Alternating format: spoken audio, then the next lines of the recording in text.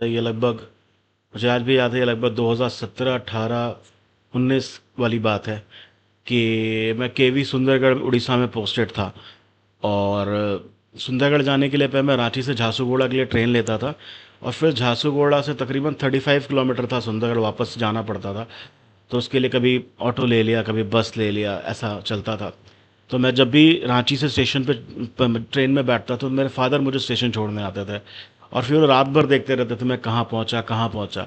और जब मैं झारसुगुड़ा स्टेशन पहुँचने वाला होता था तो वो मुझे कॉल करके उठाते थे कि उठ जाओ, अब स्टेशन आने वाला है।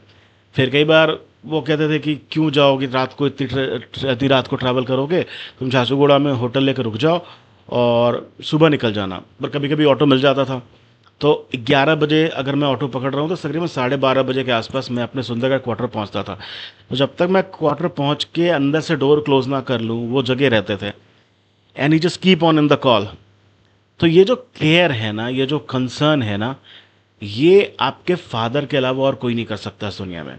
मुझे याद भी याद है कि उनकी तबीयत जब बहुत ख़राब हो गई थी, उन्हें कैंसर हो गया था और वो हॉस्पिटल में थे, सिचुएशन बहुत बिगड़ गई थी। तो मुझे कॉल गया सुंदरगढ़ कि उनकी सिचुएशन बहुत ख़राब है, तुम आ जाओ। तो मैं कैब करके आया।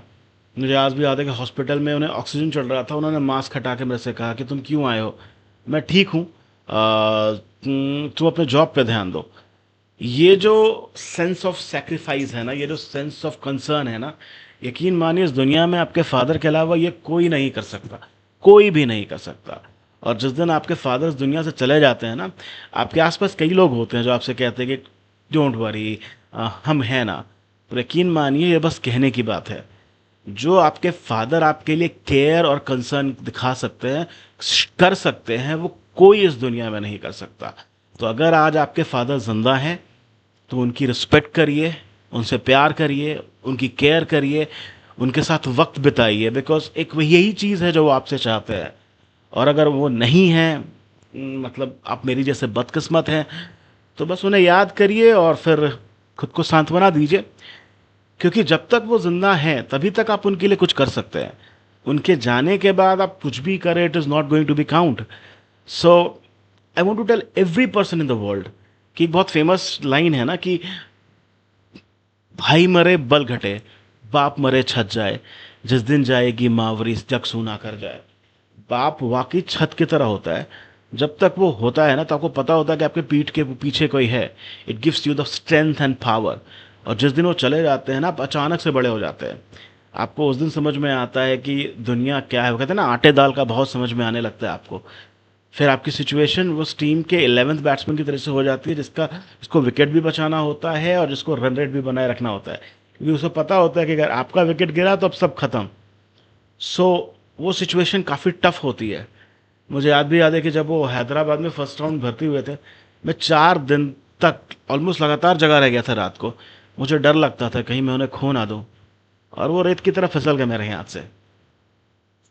तो मैं बस यही कह सकता हूँ कि जब तक आपके फिदा हैं, दिल से उनकी इज्जत करिए, उनके साथ वक्त बिताइए। क्योंकि यकीन मानिए जिस दिन वो चले जाएंगे ना, जिस दिन आप अपने फादर को जला के या दफना के आएंगे ना, उस दिन आपको एहसास होगा कि आपने क्या खोया है।